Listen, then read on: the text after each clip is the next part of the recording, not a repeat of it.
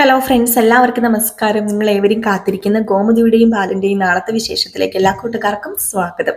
എല്ലാവർക്കും നല്ലൊരു ശുഭരാത്രി നേർന്നുകൊണ്ട് തന്നെ നമുക്ക് നാളത്തെ വിശേഷത്തിലേക്ക് കടക്കാം. അങ്ങനെ ദേ പോലീസിന്റെ കയ്യിൽ കിട്ടിയിരിക്കുകയാണ് മിത്രയുടെ ഫോട്ടോ. ഏതായാലും ഈ മിത്രയുടെ ഫോട്ടോ വെച്ച് തന്നെ അവർ കേസ് അന്വേഷിക്കാനാണ് തീരുമാനിച്ചിരിക്കുന്നത്. പ്രത്യേകിച്ചൊന്ന് ഓർത്തോണം, നമ്മുടെ ബാലൻ മിത്രയുടെ മിത്രയുടെ അമ്മായി അച്ഛനും അതുപോലെ തന്നെ അമ്മാവനൊക്കെ ആയിട്ട് വരും. അപ്പോൾ തന്നെ ഏകദേശം കറങ്ങി തിരിഞ്ഞ് ഇത് ബാലന്റെ തലയിലും വരും, മിത്രയുടെ തലയിലും വരും, അതുപോലെ തന്നെ ആര്യന്റെ തലയിലും വരും. അപ്പൊ കേസ് അങ്ങനെ പോകാനാണ് ചാൻസ് കൂടുതൽ. ഇതിനൊക്കെ പരിഹാരമായിട്ട് നമ്മുടെ ബാലന് ആ ഒരു ഫോട്ടോ എടുത്ത് മാറ്റിയാൽ മതിയായിരുന്നു. പക്ഷെ പോട്ടൻ അത് ഓർത്തുമില്ല. ബാലനാണെങ്കിൽ ആ സമയത്ത് വേറെ ഏതാണ്ടൊക്കെ തലയിൽ കയറ്റിക്കൊണ്ട് നടന്നിട്ട് ആ ഫോട്ടോ എടുത്ത് മാറ്റുകയില്ല. ഏതായാലും ആ ഫോട്ടോ ആ പേഴ്സിൽ ഇരിക്കുകയും ചെയ്യുന്നുണ്ട്. അങ്ങനെ ആ ഫോട്ടോ കണ്ട് പോലീസ് ഇവളാണ് എല്ലാത്തിനും ഉത്തരവാദി, അതുപോലെ ഇവളുടെ കൂടെ മിക്കവാറും പുതിയ കാമുകനും കാണും എന്നൊക്കെ പറഞ്ഞുകൊണ്ട് പോലീസ് കണ്ടെത്തിയിട്ടുണ്ട്. അപ്പം ആ ഒരു അന്വേഷണം പൊക്കോണ്ടിരിക്കുന്ന സമയത്താണ് നമ്മുടെ എവിടെ കൃഷ്ണമംഗലത്ത് ആയിക്കോട്ടെ ഗോമതി അറിയാതെ എങ്ങനെയെങ്കിലും സ്വത്തെല്ലാം എഴുതി തിരിച്ചു മേടിക്കണം. അപ്പൊ ഗോമതി അറിയരുത്. ഇത് ഗോമതി അറിഞ്ഞു കഴിഞ്ഞിട്ടുണ്ടെങ്കിൽ സ്വത്ത് എഴുതി തിരിച്ചു തരില്ലല്ലോ. അപ്പൊ ഈ ആങ്ങളമാരെല്ലാരും കൂടെ ഗോമതിയുടെ അമ്മയോട് പറയാണ്, എന്തെങ്കിലും കാരണം പറഞ്ഞൊരു വെള്ള പേപ്പറിൽ കൊണ്ട് അവൾ ഒരു ഒപ്പിടിപ്പിക്കുകയാണെങ്കിൽ തിരിച്ച സ്വത്ത് എങ്ങനെയെങ്കിലും നമുക്ക് മാറ്റി എഴുതി വെക്കാം. അല്ലാതെ ഇത് വേറെ ഒരു രീതിയിലും സ്വത്ത് നമ്മുടെ അലോഹിന് കൊടുക്കാൻ പറ്റില്ല. ഈ വീട് എഴുതി അലോഹിന്റെ പേരിൽ വെച്ചാലേ അലോഹിന്റെ കല്യാണം കഴിയത്തുള്ളൂ. അപ്പൊ ഇങ്ങനെ അച്ഛൻ ചെയ്തു വെച്ചിട്ട് പോയത് കൊണ്ട് ഇവർക്ക് വല്ലാത്ത കുരുക്കുമായിട്ടോ. അലോഹിന് ദേഷ്യമാണ് കേട്ടോ. അലോഹാണെങ്കിലും ഏത് നേരത്താണോ കിളവിന് അത് എഴുതി വെക്കാൻ തോന്നിയത്, സാധാരണ ആണുങ്ങളുടെ പേരിലല്ലേ എല്ലാം എഴുതി വെക്കുന്നത്, എന്നിട്ട് ആ കിളവിയും കൂടെ ചേർന്നിട്ടാണെന്നും പറഞ്ഞുകൊണ്ട് ഗോമതിയുടെ ഒക്കെ അമ്മേനെയും ഇങ്ങനെ കുറ്റപ്പെടുത്തിക്കൊണ്ടിരിക്കുകയാണ്. അപ്പൊ ഇനിയിപ്പം ഒരേ ഒരു മാർഗം എന്നുള്ളത് നമ്മുടെ ഗോമതിയുടെ കയ്യിൽ നിന്ന് അത് എഴുതി മേടിക്കുക, അത് എങ്ങനെയെങ്കിലും തന്ത്രപൂർവ്വം കൈക്കലാക്കുക എന്നുള്ളത് തന്നെയാണ്. ആങ്ങളമാര് കണ്ടു കഴിഞ്ഞിട്ടുണ്ടെങ്കിൽ മിണ്ടത്ത് പോലും ഇല്ല, അത് വേറെ കാര്യം. ഇവര് സ്നേഹത്തിലൊക്കെ ആയിരുന്നെങ്കിൽ ചിലപ്പോൾ ഒരുപക്ഷെ ഗോമതി അത് എഴുതി കൊടുത്തേരെ. ഗോമതി ഇത് അറിഞ്ഞാലും ചിലപ്പോൾ എഴുതി കൊടുക്കും, അത് വേറെ കാര്യം. ഗോമതി അങ്ങനെയാണ്. എങ്കിൽ പോലും അത് വലിയൊരു നാണക്കേടും അതിനപ്പുറം വേറെ എന്തോ ഒക്കെയാണെന്നാണ് കൃഷ്ണമംഗലംകാർ ചിന്തിച്ചിരിക്കുന്നത്. അതുകൊണ്ട് തന്നെ ഒരു വെള്ള പേപ്പറിൽ എങ്ങനെയെങ്കിലും സൈൻ ചെയ്ത് കിട്ടുകയാണെങ്കിൽ ബാക്കി കാര്യം ഓക്കെ ആക്കാം അമ്മയെന്ന് പറയുന്നുണ്ട്. ഇതിനോട് തീരെ താല്പര്യമില്ല ഗോമതിയുടെ അമ്മയ്ക്ക്. കാരണം ഗോമതിക്കും കൂടെ അവകാശപ്പെട്ട സ്വത്ത് തന്നെയാണത്.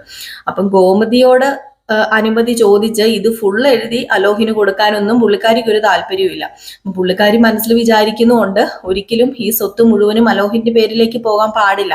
കാരണം വയസ്സാം കാലത്ത് ആ തള്ളയ്ക്ക് എന്തെങ്കിലും വേണ്ടേ? ഈ മക്കൾ ഇങ്ങനെ ഓരോന്ന് എഴുതി അങ്ങനെ കൊടുത്തു ഇങ്ങനെ കൊടുത്തു എന്നൊക്കെ പറഞ്ഞാലും എന്തൊക്കെ പറഞ്ഞാലും നമ്മുടെ പേരിൽ ഒന്നും ഇല്ലെങ്കിൽ ഒരിക്കലും നമ്മളെ ആരും നോക്കാൻ പോകുന്നില്ല. അപ്പൊ പുള്ളിക്കാരിക്ക് ആ ഒരു ചിന്തയുണ്ട്. ഗോമതി ഒട്ട് സമ്മതിക്കുകയില്ല. അറിഞ്ഞു കഴിഞ്ഞിട്ടുണ്ടെങ്കിൽ ഒരിക്കലും ഗോമതി സമ്മതിക്കാൻ പോകുന്നില്ല. അത് ഗോമതിക്കും വേണ്ട, പക്ഷെ അത് അമ്മയുടെ പേരിൽ അമ്മയ്ക്ക് അവകാശപ്പെട്ടതാണ്. അത് അമ്മയ്ക്ക് വേണേ എഴുതി തരാം, അല്ലാതെ ഒരിക്കലും നമ്മുടെ ഗോമതി അങ്ങനെ എഴുതി കൊടുക്കാൻ തയ്യാറാകത്തുമില്ലല്ലോ. ഇതിനിടയിലാണെങ്കിൽ നമ്മുടെ ബാലന് നടുവേദനയാന്ന് പറഞ്ഞ് ചുമ്മാ അഭിനയിച്ച് വീണ്ടും അവിടെ വീട്ടിൽ നിൽക്കുകയാണ്. അങ്ങനെ മിത്രയോടും മീനാക്ഷിയോടും ഓരോന്ന് കുത്തി ചോദിക്കുന്നു. ഇവരോട് കുത്തി ചോദിക്കുന്നു, ആക്കി പറയുന്നു. ആ ഒരു ഇതിലാണ്. അതുപോലെ തന്നെ ഡോക്ടർ പെട്ടെന്ന് നമ്മുടെ ബാലനെ ഫോൺ വിളിക്കുകയാണ്. ഇവിടം വരെ ഒന്ന് വരണം ബാല, ഇവിടെ ഇന്ന് പോലീസ് വന്നിരുന്നു എന്നും പറഞ്ഞ് ബാലന് വിളിക്കുകയാണ്. അപ്പൊ ബാലൻ പേടിച്ചു പോയി. ബാലൻ ഉടനെ തന്നെ ഏതായാലും ഹോസ്പിറ്റലിലേക്ക് പോവുകയാണ്. അപ്പൊ ഹോസ്പിറ്റലിലേക്ക് ചെന്ന് കഴിയുമ്പോഴത്തേക്കും ബാലന് അറിയുന്നത് ആ ഒരു പേഴ്സിനകത്ത് ഒരു പെണ്ണിന്റെ ഫോട്ടോ ഉണ്ടായിരുന്നു. ആ പെണ്ണു ആയിരിക്കും ഈ പയ്യന്റെ ഈ ഒരു അവസ്ഥയ്ക്ക് ഉത്തരവാദി എന്നാണ് ഇപ്പൊ പോലീസുകാര് കണ്ടെത്തിയിരിക്കുന്ന നിഗമനം. അതിനോടനുബന്ധിച്ച് കേസ് നടക്കാൻ പോവാണെന്ന് ഇങ്ങനെ പറഞ്ഞപ്പോഴത്തേക്ക് നിങ്ങൾ എന്ത് പരിപാടിയാ കാണിച്ചത്? ഡോക്ടറോട് ഞാൻ പറഞ്ഞതല്ലേ പോലീസുകാരെ ഒന്നും അറിയിക്കരുത് എന്ന് പറഞ്ഞതല്ലേ എന്ന് പറഞ്ഞപ്പോ പിന്നെ കയ്യിൽ കിട്ടിയ പ്രൂഫുകളൊക്കെ അവർ ചോദിച്ചു കഴിഞ്ഞാൽ എനിക്ക് കൊടുക്കാതിരിക്കാൻ പറ്റില്ലല്ലോ ബാല, അതെനിക്ക് കൊടുത്തല്ലേ പറ്റൂ. അതുകൊണ്ടാണ് ഞാൻ ആ പ്രൂഫ് എല്ലാം പോലീസുകാരുടെ കൈ കൊടുത്തതെന്ന് പറഞ്ഞപ്പോഴത്തേക്കും ബാലന് വല്ലാത്ത വെപ്രാളവും പരവശവും തോന്നുകയാണ്. അപ്പം ബാലനോട് ഡോക്ടർ ചോദിക്കുന്നുണ്ട്, എന്താ ബാല ഇനിയിപ്പോ പേഴ്സിലുള്ള ആ ഒരു ഫോട്ടോയുടെ ഉത്തരവാദിനെ ബാലൻ വല്ലതും അറിയുവോ? പിന്നെ പോലീസുകാർ ഒരു കാര്യം കൂടെ പറഞ്ഞായിരുന്നു, ഇതിന് ബാലനെയും കൂടെ ഉൾക്കൊള്ളിക്കണം എന്നാണ് പറഞ്ഞിരിക്കുന്നതെന്ന് പറഞ്ഞപ്പോഴത്തേക്കും മനസ്സിൽ വിചാരിക്കും, ഇതിപ്പോ അല്ലാതെ തന്നെ ഉൾക്കൊള്ളണ്ടല്ലോ ഞാൻ, എൻ്റെ മരുമകളാണല്ലോ ഇപ്പം ആ ഒരു ഫോട്ടോയ്ക്കകത്ത്, ആ ഒരു പേഴ്സിനകത്ത് ആ ഫോട്ടോയ്ക്കകത്ത് ഉള്ളത്. അപ്പൊ ഏതായാലും ഞാനും ഇതിൽ ഉൾക്കൊള്ളും എന്ന ആ ഒരു രീതിയിൽ തന്നെ നമ്മുടെ ബാലൻ ഞെട്ടി നിൽക്കുകയാണ്. അപ്പം ബാലൻ സത്യം പറഞ്ഞു കഴിഞ്ഞിട്ടുണ്ട് ഇത്രയും ദിവസം പുറകെ ആര്യന്റെയും മിത്രയുടെയും പുറകെ നടന്ന് കള്ളത്തരങ്ങൾ കണ്ടുപിടിക്കുന്നതിന്റെ ഇടയിൽ സത്യത്തിൽ മിഥുനുമായിട്ടുള്ള ആ ഒരു ബന്ധം എന്താണെന്ന് തിരക്കാൻ ഓർത്തില്ല. അതായത് ഇവര് ഗുരുവായൂർ പോയി കല്യാണം കഴിച്ചോ ഇല്ലയോ എന്നൊക്കെ പറഞ്ഞുകൊണ്ട് നടക്കുക പുള്ളിക്കാരൻ. എന്നാ പിന്നെ മിഥുനുമായിട്ടുള്ള ബന്ധം എന്താണെന്ന് ഒക്കെ ഇതെല്ലാം അങ്ങോട്ടും ഇങ്ങോട്ടും കണക്ട് ആയിട്ട് കിടക്കുന്നതുകൊണ്ട് പിന്നെ പറഞ്ഞിട്ട് കാര്യമില്ല. കഥ എങ്ങോട്ടാ പോകുന്നതെന്ന് പറഞ്ഞാൽ സത്യം പറഞ്ഞ അറിയില്ല കേട്ടോ. വെറുപ്പിക്കാണ്, അങ്ങേയറ്റം വെറുപ്പീരാണ് കഥ. അങ്ങനെ വെറുപ്പീര് തുടർന്ന് പൊക്കോണ്ടേയിരിക്കുകയാണ്. ഇതിനിടയിൽ നമ്മുടെ ആകാശാണെങ്കിൽ വീണ്ടും അങ്ങോട്ടേക്ക് ചെല്ലുന്നു, മീനാക്ഷിയുടെ വീട്ടിൽ ചെല്ലുന്നു. മീനാക്ഷിയുടെ അച്ഛൻ ആകാശിനെ കുറിച്ച് കുറെ പൊങ്ങച്ചം പറയുന്നു. നീ ഇനി കടയിൽ പോകേണ്ട കാര്യമില്ല മോനെ, നിനക്ക് ഞാൻ ഇവിടെ ഒരു ഷോപ്പിംഗ് മാള് തുടങ്ങാനുള്ള സ്ഥലമൊക്കെ കണ്ടുവച്ചിട്ടുണ്ട്, ഉടനെ തന്നെ അതിന്റെ പണി തുടങ്ങും. എന്തിനാ പലചരക്ക് കടയിൽ പോയി ഇരുന്ന് മോന്റെ സമയം കളയുന്നത്? ഡ്രൈവിംഗ് ഒക്കെ മോൻ നന്നായിട്ട് പഠിക്കാറായല്ലോ, അപ്പൊ പിന്നെ മോൻ ഇനി അങ്ങോട്ടേക്കൊക്കെ പോകണ്ടെന്ന് പറഞ്ഞിട്ടുണ്ട് ആ സൈഡിൽ നിന്ന്. അങ്ങനെ നമ്മുടെ ദേവിയാണെ കടയിൽ കിടന്ന് വലിയ ആള് കളിക്കുന്നു. ദേവി കടയിൽ കിടന്നിട്ട് ഇതുപോലെ വലിയ മുതലാളി വേറെ ഇല്ലെന്നുള്ള രീതിയിലാണ് നമ്മുടെ ദേവി ഓരോ കാര്യങ്ങളൊക്കെ ചെയ്തു കൂട്ടുന്നത്. ആകെ മൊത്തം മറ്റേ ചക്കപ്പഴം കുഴയുന്ന പോലെയാണ് കുഴഞ്ഞ് നമ്മുടെ കഥ കിടക്കുന്നത് കേട്ടോ. എനിക്കറിയാം പകുതി പേർക്കും ഇപ്പൊ ഇഷ്ടാവുന്നില്ല, നിങ്ങൾ കമന്റിലൂടെ അറിയിക്കുന്നുണ്ട്. നാളെയും ഇതൊക്കെ തന്നെയാണ് പിന്നെ നമ്മൾ കാണാൻ പോകുന്നത്. ഏതായാലും പോലീസ് മിത്രയെ തേടി ഉടനെ തന്നെ നമ്മുടെ ദേവമംഗലത്തെത്തും. മിത്രയും ഇതിനും തമ്മിലുള്ള ബന്ധം എന്താണെന്ന് പോലീസ് കണ്ടുപിടിക്കുകയും ചെയ്യും.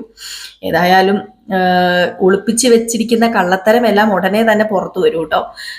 ആരാണ് മിഥുൻ എന്തിനാണ് മിത്രയുടെ ഫോട്ടോ കൊണ്ടു നടക്കുന്നത്, എങ്ങനെയാണ് മിത്രയുടെയും ആര്യന്റെയും വിവാഹം കഴിഞ്ഞത്, എല്ലാം നമ്മുടെ ബാലൻ കണ്ടുപിടിക്കേണ്ടതില്ല, പോലീസുകാരായിട്ട് തന്നെ കണ്ടുപിടിക്കും. ഏതായാലും മിഥുൻ ബോധം തെളിയുമ്പോൾ പറയും കേട്ടോ, എന്നെ ആരും കൊല്ലാൻ ശ്രമിച്ചതൊന്നുമല്ല, എന്നെ ആരും ഒന്നും ചെയ്യാൻ ശ്രമിച്ചതല്ല എന്ന് പറഞ്ഞ് ഈ പോലീസിൽ നിന്ന് മിത്രേനെയും ആര്യനെയൊക്കെ രക്ഷിക്കുന്നതും ഈ മിഥുൻ തന്നെയാണ്. കാരണം മിഥുൻ അങ്ങനെ പറയുന്നത് എന്താണെന്ന് ചോദിച്ചാൽ അതൊക്കെ നമുക്ക് മുന്നോട്ടേക്ക് പോകുമ്പോഴേക്കും നമുക്ക് പറയാട്ടോ. ഇപ്പോഴേ പറഞ്ഞു കഴിഞ്ഞിട്ടുണ്ടെങ്കിൽ ഇനിയിപ്പോ മുന്നോട്ടേക്ക് പോകുമ്പോൾ പറയാനൊന്നും ഇല്ലാതായി പോവുകയല്ലേ. അപ്പം ഇതൊക്കെ കോർത്തിണക്കിക്കൊണ്ട് ഒരു അടിപൊളി വിശേഷമാണ് നമ്മൾ നാളെ കാണാൻ പോകുന്നത്. അപ്പൊ എല്ലാവരും കാത്തിരിക്കുക. ഇനിയിപ്പോ നാളെ ഞാൻ പ്രമവിശേഷം മാത്രമേ നമ്മൾ ചെയ്യാറുള്ളൂ. കാരണം വൈകിട്ട് പറയുന്ന വിശേഷങ്ങളൊക്കെ തന്നെയാണ് രാവിലെയും വരുന്നത്. അപ്പൊ നിങ്ങൾക്ക് ഒന്നാമത് കേൾക്കുമ്പോൾ ബോറാണ്. അപ്പൊ വീണ്ടും ഞാനത് ഫുൾ വിശേഷമായിട്ട് പറയുമ്പോഴും ബോറായി പോകുമല്ലോ എന്ന് ഓർത്താണ് ഞാൻ ഫുൾ വിശേഷം ഇടാത്തത്. വൈകിട്ട് ഞാൻ പറയുന്നത് പോലെ തന്നെയാണ് രാവിലെ നമുക്ക് വിശേഷവും വരുന്നത്. പിന്നെ നമ്മുടെ പുതിയ കഥ ഇടുന്നുണ്ട് കേട്ടോ. പുതിയ കഥ നമ്മൾ പ്രമവിശേഷവും ഫുൾ വിശേഷവും ഇടുന്നുണ്ട്. അതെന്നും ഇടുന്നുണ്ട്. അത് നമ്മുടെ ഈ ചാനലിൽ തന്നെയാണ് ഇടുന്നത്. അലീനയുടെ കഥയാണ്. അപ്പൊ അത് നമ്മുടെ ഗോമതിയുടെയും ബാലന്റെയും പോലെയൊന്നും അല്ല, കുറച്ച് നല്ല കഥ തന്നെയാണ്. നിങ്ങൾ കുറച്ച് പേർക്കെങ്കിലും അറിയായിരിക്കും, നോവലൊക്കെ വായിച്ചവരൊക്കെ ആയിരിക്കാം. അതുപോലെ ജോയ്സിയുടെ കഥ ആയതുകൊണ്ട് തന്നെ നമുക്ക് ഇൻട്രസ്റ്റോട് കൂടി ഇരുന്ന് കാണാൻ. ചിലപ്പം കുറച്ച് കണ്ണീരും കയ്യും ഒക്കെ ഉണ്ട്, കുറച്ച് കണ്ണീരും സങ്കടവും ഒക്കെ നിറഞ്ഞ് കുഴഞ്ഞ് സ്നേഹവും എല്ലാം ഉണ്ട്. ഇപ്പം കുഴഞ്ഞു കിടക്കുന്ന ഒരു കഥയാണ്, എങ്കിലും നമുക്ക് ഇൻട്രസ്റ്റ് ആയിട്ടിരുന്ന് കാണാം കേട്ടോ. അപ്പൊ നമ്മൾ ആ കഥയായിട്ടായിരിക്കും അടുത്തത് വരുന്നത്, നാളത്തെ പ്രമോവിശേഷമായിട്ട്. ഇന്ന് രാവിലെ ഞാൻ ആ കഥയുടെ ഫുൾ വിശേഷം ഇട്ടിട്ടുണ്ടായിരുന്നേ. അപ്പൊ എല്ലാവർക്കും വീണ്ടും നല്ലൊരു ശുഭരാത്രി നേർന്നുകൊണ്ട് നിർത്തുകയാണ്. അപ്പം നമ്മുടെ വീഡിയോ ഇഷ്ടപ്പെട്ടെങ്കിൽ തീർച്ചയായിട്ടും ഒരു ലൈക്ക് അടിച്ചിട്ട് പോകാൻ മറക്കരുത്. Tata, bye bye.